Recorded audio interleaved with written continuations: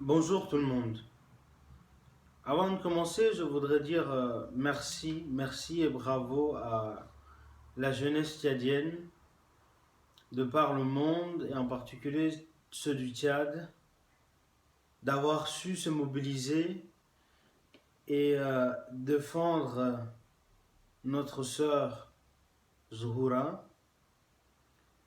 Merci et bravo à tous ceux-là qui se sont sacrifiés pour une cause légitime. Je pense également à Bachou et à tous ceux qui sont morts.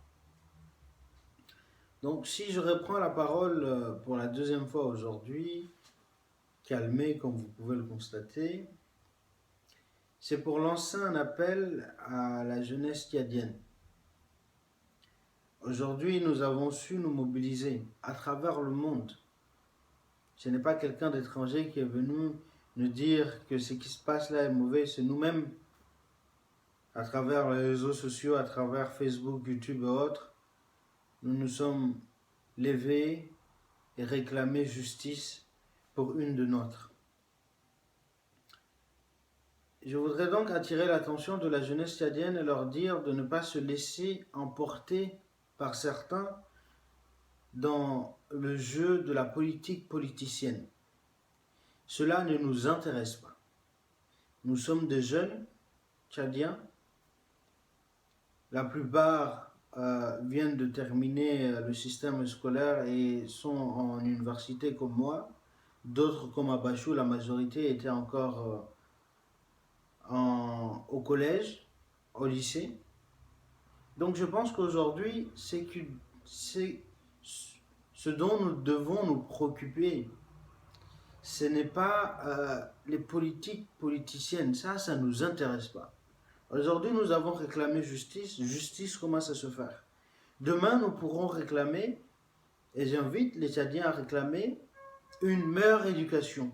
J'entends par meilleure éducation une bonne formation des professeurs et pourquoi pas une école gratuite jusqu'à un certain âge pour tous les Tchadiens. Nous pouvons demander également des améliorations au niveau de la santé. Ça, ce sont des choses en tant que jeunes Tchadiens. Aujourd'hui, nous pouvons réclamer et nous devons réclamer parce que c'est pour notre bien à tous.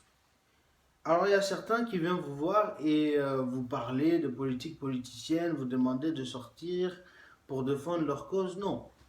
Ces gens-là, ils ont leurs militants, c'est la démocratie. Enfin, ça devait être la démocratie. euh, donc ils ont leurs militants, qu'ils aillent se battre, demander ce qu'ils veulent avec leurs militants, sortir dans les rues avec leurs militants. Ça, c'est leur problème. Aujourd'hui, notre problème à nous, jeunesse tchadienne, ne nous laissons pas embarquer dans ces situations. Et je voudrais faire un bref rappel de la situation géographique et politique du Tchad. Aujourd'hui, comme nous l'avons appris à l'école comme tous les autres Tchadiens, le Tchad est un pays d'1 284 000 km². Bien. Nous sommes un pays enclavé, c'est-à-dire que nous n'avons pas accès à la mer. Nous avons comme voisin au nord la Libye. Nous savons qu'aujourd'hui la Libye est un pays en désordre, où les terroristes chassés en Syrie viennent se réfugier en Libye.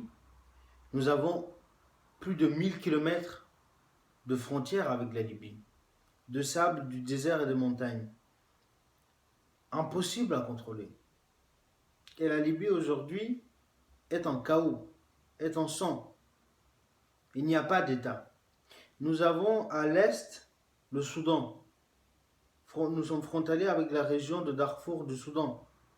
Une région qui subit des violences et où il existe des violences ethniques entre les Arabes et les Janjaouites et tout ça.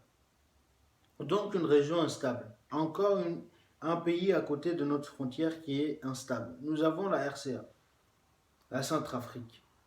Nous savons tout ce qui se passe dedans. La RCA commence à peine à sortir du chaos avec l'élection de leur nouveau président. Nous avons à l'est le Cameroun, le nord Cameroun, à l'ouest plutôt, qui est également déchiré, où la terreur règne, où Boko Haram fait régner la terreur. Nous avons enfin le Nigeria, le nord Nigeria, avec lequel nous partageons une frontière au long du lac Tchad, qui est également à feu et à sang à cause de Boko Haram. Nous avons nos propres îles du lac Tchad qui sont attaquées par des terroristes. Donc, nous sommes dans une région où aujourd'hui le Tchad ne peut pas se permettre une déstabilisation.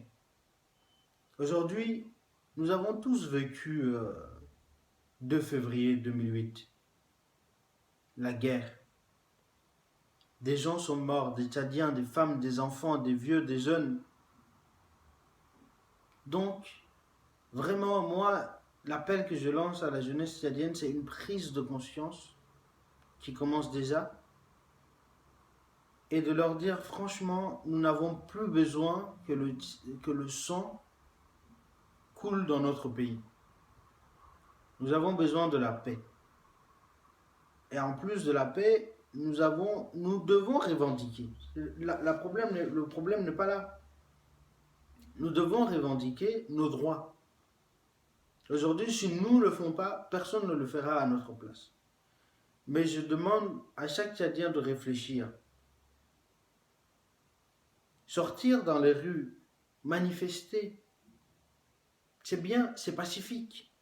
Et j'aimerais également dire à tous ceux-là qui répriment dans le sang les manifestants. Il y a une phrase de John Fitzgerald Kennedy, ancien président des États-Unis, une excellente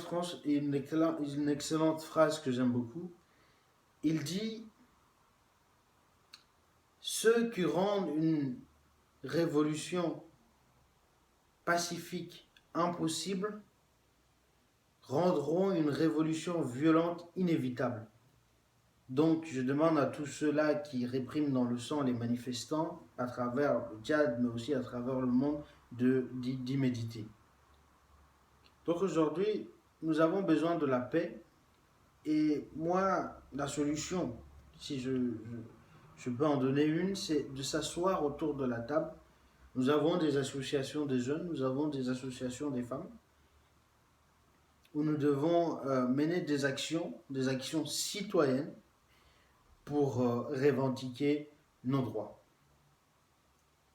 Plus jamais de sang au Tchad. Vive la paix, vive la liberté. Et comme Thomas Sankara le disait, la patrie ou la mort, nous vaincrons. Merci beaucoup. Et avant de finir, je voudrais vous dire que j'ai une page Facebook qui s'appelle Je suis Tchadien.